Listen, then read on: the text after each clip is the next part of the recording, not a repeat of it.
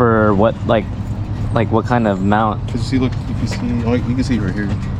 You know, these these are the FXR/Dyna whatever, right? Yeah. They have like the factory like A taillight mount that good. 2-inch bolting thing right there. Like, oh, so you could actually use those mounts to they put make like a circle light. Yeah. Huh. And then you could like fab it because his light has like a hinge, right? Yeah, there is a hinge.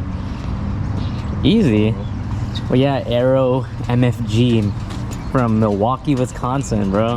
Really? Yeah. Oh, I just wore the shirt coincidentally then. Really? Oh, is that the actual one? Oh, see, Milwaukee. Yeah, he's from there, so he's visiting here to see his lady and stuff and deliver, I think, a taillight to someone else who lives over there at Harbor City. So it's California Harley Davidson, which I've never been there, but we'll just meet him there. Where it is. Here you go, sir. Which one? Just choose it. It's up to you. No, you're good. It's up to you. Dude, what the heck? No, I'm just kidding. What the heck?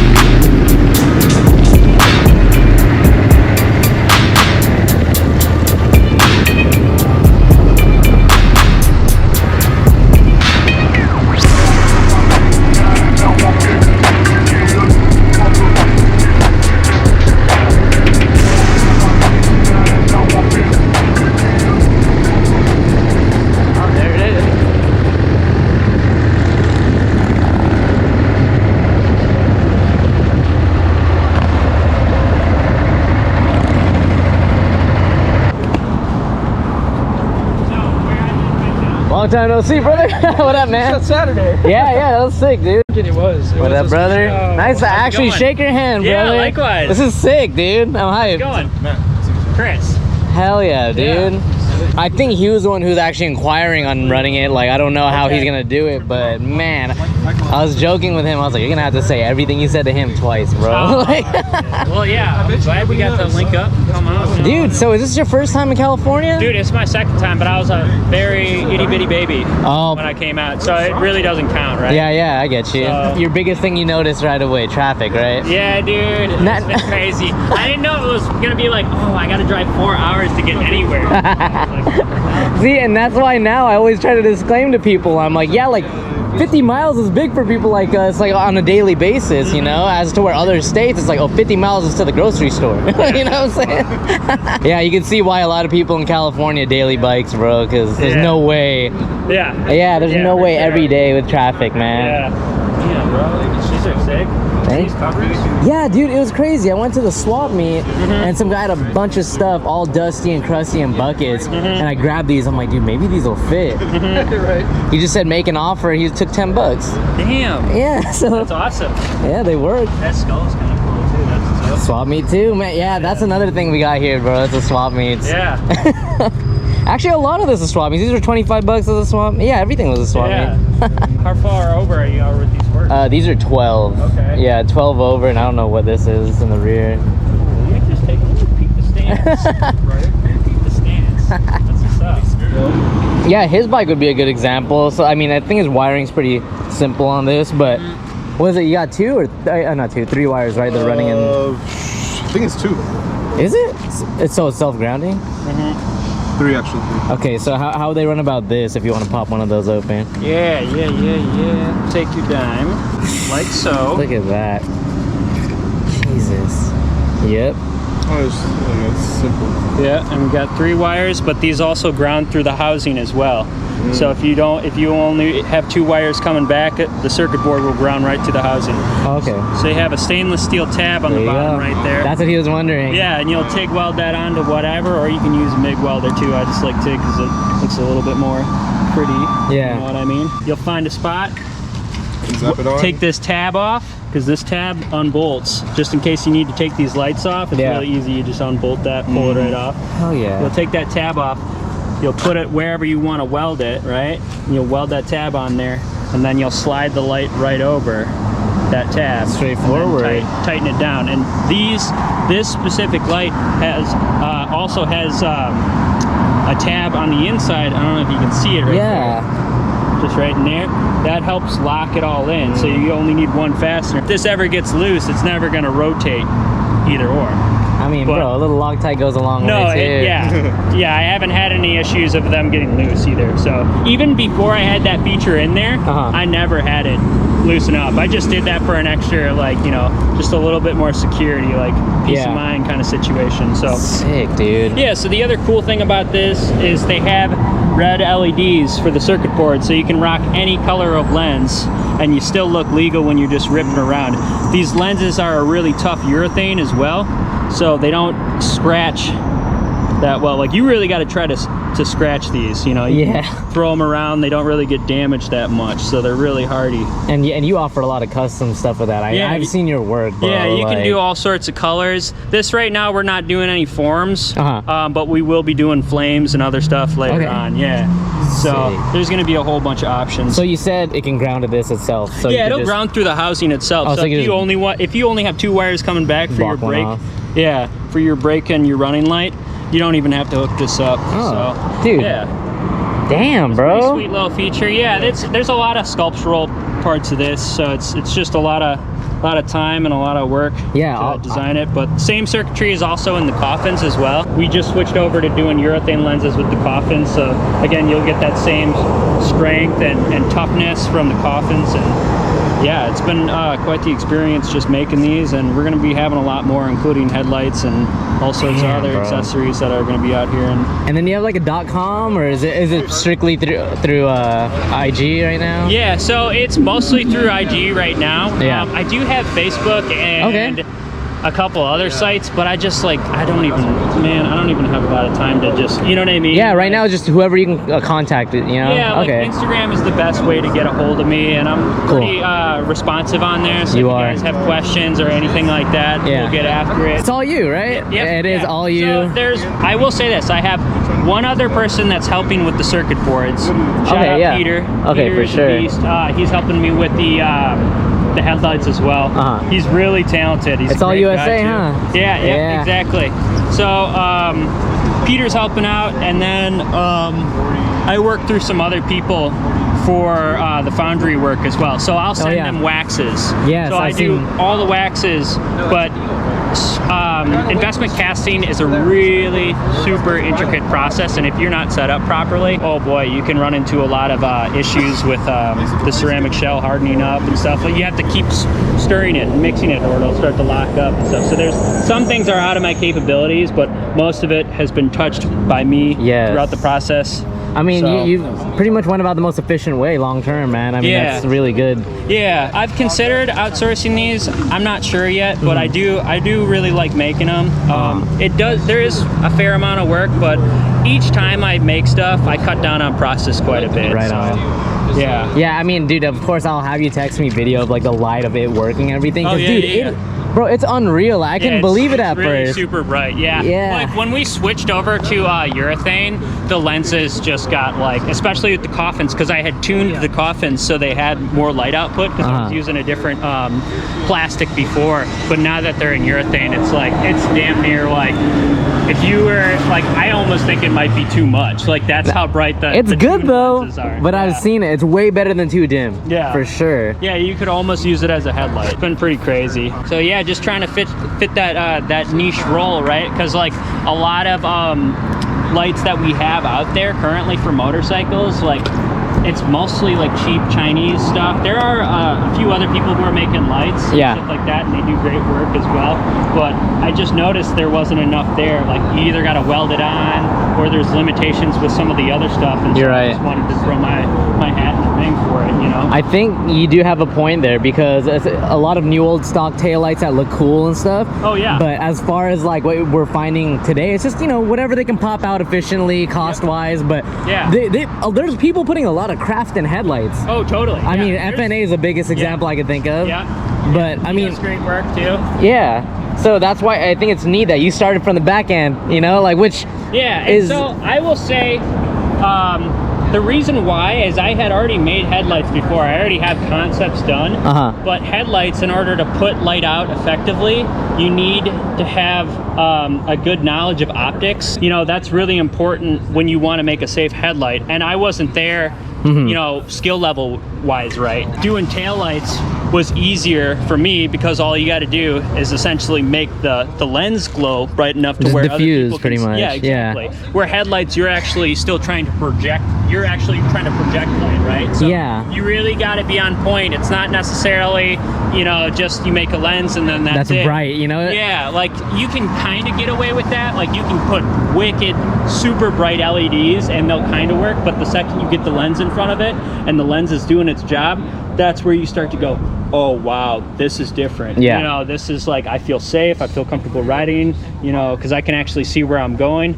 It might be different in the city, but when you start to get into the country and you don't have a good headlight, boy, it's different. Oh yeah, you know? That's a big noticeable thing here, because someone asked me about the FNA pancake, and they're like, oh, how's the visibility at night? And I told them, I was like, now that I think about it, there's only so many roads out here that don't have, you know, any light at all. Yeah. And it's okay. I thought about it. I thought it was great. It's good. Yeah. But then there are people in the backwoods saying like, yo, stick to like anything else, because, you know, the output. So it's kind of knowing the application, but I like. And it's, exactly. It's knowing your application. Yeah. You know, and there's nothing wrong with that. Like that's the application for it right now. I think FNA does a great job. Hell yeah. You know, doing his thing. Like the dude over there does it really well. I really like the aesthetics and all that. Yeah. So yeah. But yeah, gonna be jumping into headlights pretty soon. Again, there's gonna be a lot more testing with the optics side of it. Yeah. I'm starting to feel a little bit more comfortable, and I think, you know, there might be a little bit of like, you know, overlap between, there's a couple of companies in Milwaukee that make headlights, so I might stop over, you know, and just see like, hey, can I get some lenses from you, like, and then retrofit it, because, you know, that's basically one of the easier ways to like get to a point where you can, you know, have good optics like right from the gate, you know, because they already have the tools, you know, set up to make their own lenses and stuff like that. But like D lenses for day makers and stuff like that. Yeah, I always tell people too. I mean, I try to tell my friends this, and also it's nice to share with like online, I guess. But like, it's good to be curious. It's good to really get in there, do the work. But also, like, you should not let pride get in the way too. Sometimes, like, you know, like, so like being an artistic person, like, there's still a level of like, I'm competitive, right? Oh, like, for sure. That was all me. Yeah, exactly. But also there is a point where it's like, you got to be humble about it. And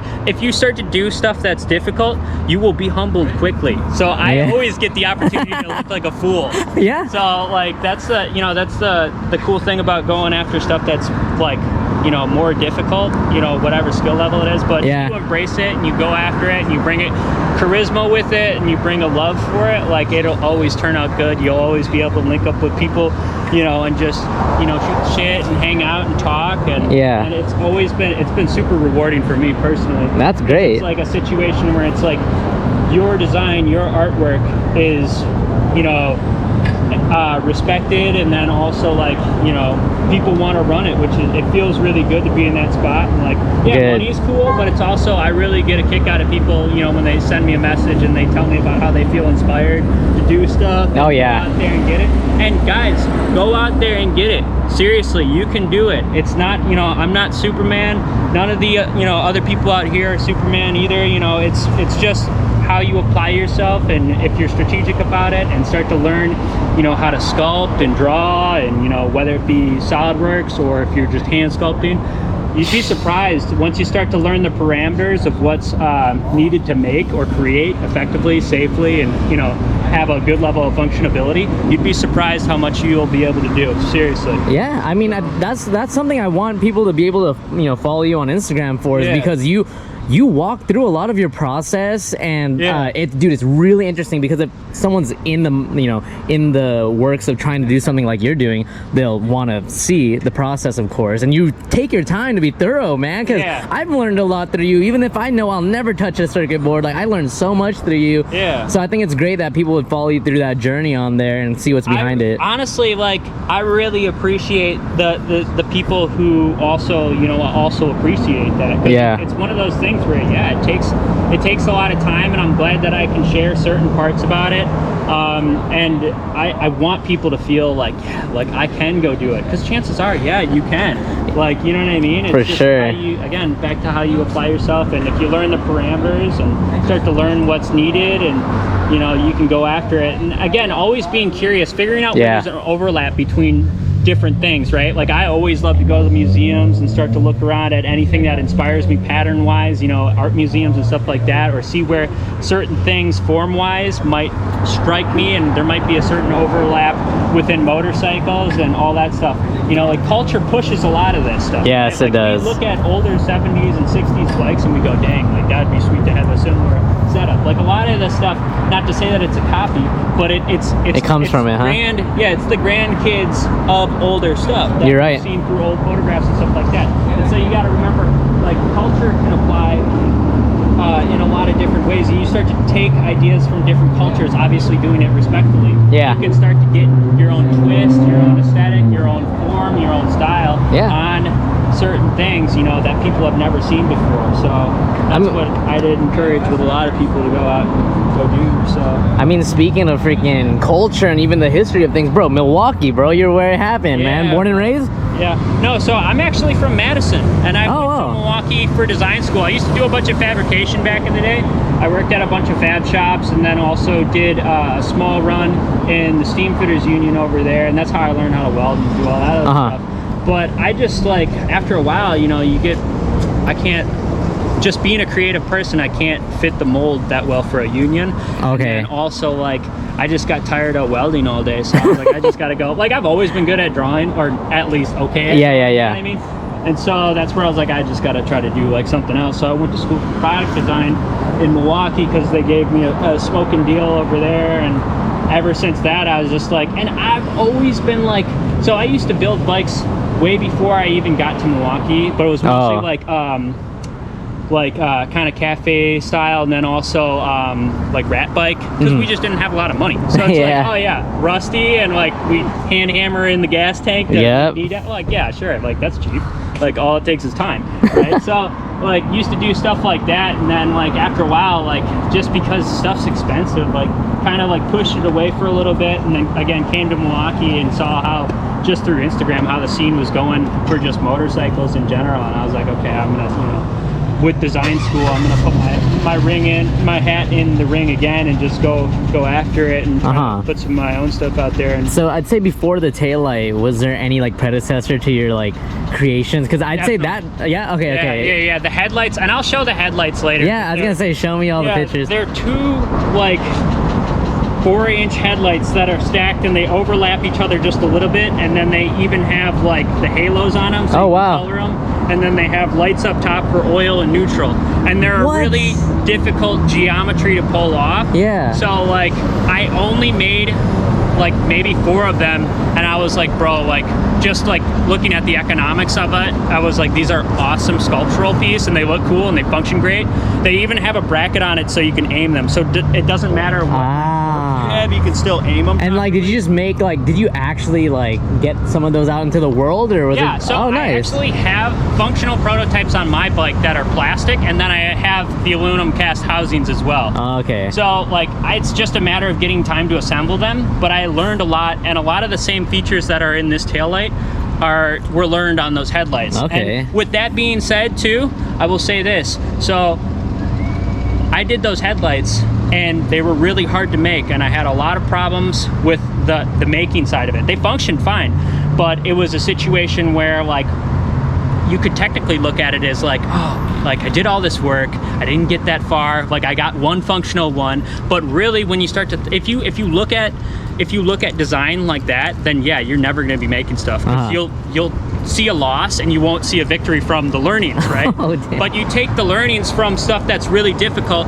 and then you can get something that works a little bit better, because you took the learning from it, right? Yeah. So that's really important too when you look at just product design in general. Like, you got to be able to take those L's, like, oh, we did this, we put a ton of time into it, we didn't make any money, it was really hard to make. You got to take those L's and learn from them, and if you can't do that, then you got to step out of the ring, because that's a part of the, you know, the process. There's no way around that, bro. Yeah, exactly. You only get faster and better. Later, brother. You know, throughout the process, right? So that's really important to just, you know, just keep that in mind, because it's really easy to be like, damn, like this shit's so hard. Yeah. Like, you know. But if you want to do anything like cool, you're gonna have to accept that there's gonna be parts of it that are gonna, I mean, something worthwhile. Tricky. Yeah. So. 56 years old. Yeah. Kickstarter. Oh, what the heck? That's a home there. That's a real one right there. Hell yeah. Shit. We need to bring that back. Hell yeah, man. Later, bro. Damn, Kick Evo Sporty, huh? Yeah. It's a 2000, right? Yeah. Hit on it. Okay. Yeah, that really cranks it, huh? Yeah. Man, that's sick. Don't you have to give up 5th gear or something? I thought you had to it comes because it's a 6-speed. And then it, oh, okay, yeah. Oh, damn. Yeah, I knew you had to do something. Huh. So, that's a trip. Damn, bro. That's wild though, man. I mean, that taillight is something else, man. Like, I know it's daylight. I wish I had one on me to turn on, but man, it is. Yeah, if you get back to the house, get like just positive. You could get like a Milwaukee battery. Oh, I have one. Yeah, and that'll still run it. These are 12 volt. We're gonna be working on 6 volt stuff later. Okay. But yeah, it's a matter of like, again, one-man band. So it's like when we have time and when I can convince Peter, like, hey, let's get on another Pump some circuits. You know, yeah, exactly. You know, it's so funny, dude. I told him about it last second when we were about to head over here. I was like, I asked him, I was like, yo, like, are you working today? Are you off? He's like, I'm off. And then within that same minute, I'm like, yo, I'm gonna meet up with, you know, Chris from Arrow, and we're gonna go over the taillight. Yeah. And look at this shirt. He didn't even know where you're from, bro. He randomly pulled up with this. I was like, okay. He's like, what are the odds, bro? This is Victor got me. Yeah. I was like, it's such a small world, man. Yeah. Do you guys travel a lot? Not real travel, California travel. Okay, yeah, word. Because AJ from Richter Machine, excuse me. You gotta link up with him sometime for his mini bike races out in Marne. And plus, Baxter Cycle is over there. They are not the same entities. Yeah. Okay. Two different entities. Two different mini bike things going on. Well, Baxter Cycle is all British motorcycles. Okay. They sell a lot of British motorcycle parts. Richter Machine is right. It's not next door, but it's close by. They're separate entities, but he builds a lot of British bikes. He'll do a lot of engine builds for people. He did the Award Cycle. So Award Cycle, who cast those cam covers for the. I'm trying to remember the dude's name. Who? Anyhow, whatever. It's not a big No, you're good, dude. But yeah, we got Harleys in here. Continue. Yeah, They even got a mule. Oh yeah, they for sure. You know what's crazy? He had mentioned this place not too long ago. He when he was growing up, there'd be like a Chinese restaurant across the street all the time, and he'd always see this when he's a little kid and see all these bikes. Yeah. To where he was like, huh, kind of cool. Living in the neighborhood before, yeah. Okay, cool. Sick. Oh, we're hogging. Hello. Damn, I love this, like the electric, and of course it's sold. Hell yeah. Yeah, and some water. Yeah, we're all. This is tight, bro. Well, I'm. Oh, what the heck is? Okay. Okay, brother. Why does every dealership have a 68 right side shift? Yeah, everyone has. They always have an early model. It's always a right side shift. Yeah. It's a part of the. But no generator or cones, like for some reason. No, yeah, it's never a big twin. It's always an. Yeah. It's like I have no idea why. To show you anything. It's like the one that never got sold. It's to show you. It's to show you anything is possible. Because it's the cheapest one. Yeah. That never got The sold. cheapest chop Bro, prized. I think this is so cool, bro. Yeah, the colorway on that is actually the Man, that is tight. black on the tank. They could have done I without like that. the white. I like They could have kept it white, bro. Push. Damn, look at these T-bars, bro. They got the yardstick T-bars. Hell yeah, you should cut it off right down there, and then you can stand on it. Stand on your bike. That is so hard, dude. Yeah, man, but I'm really glad we actually got to meet in person, man, because likewise, dude. the internet can be crazy, but it could also be really positive, bro. And every interaction with you, your process, bro. And I want the people to see that. Likewise, man. I'll send you Sick, some dude. stuff. It'll be awesome. Yeah, again, reach out if you ever need help with whatever. Like, Yeah. You know, I'm always good for drawing stuff, or if there's ever some overlap, right? Right on. Something going. It was awesome to link up. Dude, really nice meeting you, bro. likewise. Thank you again for everything, man. We'll get that. We'll put that thing to work, bro. Yeah, dude. Yeah, it was good meeting both of you guys. We had some good conversations about aliens. You missed that. Aliens, bro. I know that's a whole different channel, bro. That's a. Bro. Who knows, The man? Discovery Channel. We're gonna end up on the Discovery Channel. We'll talk about aliens on another video. I'm down for that, bro. Aliens for sure. Yeah, bro. Aliens, the government.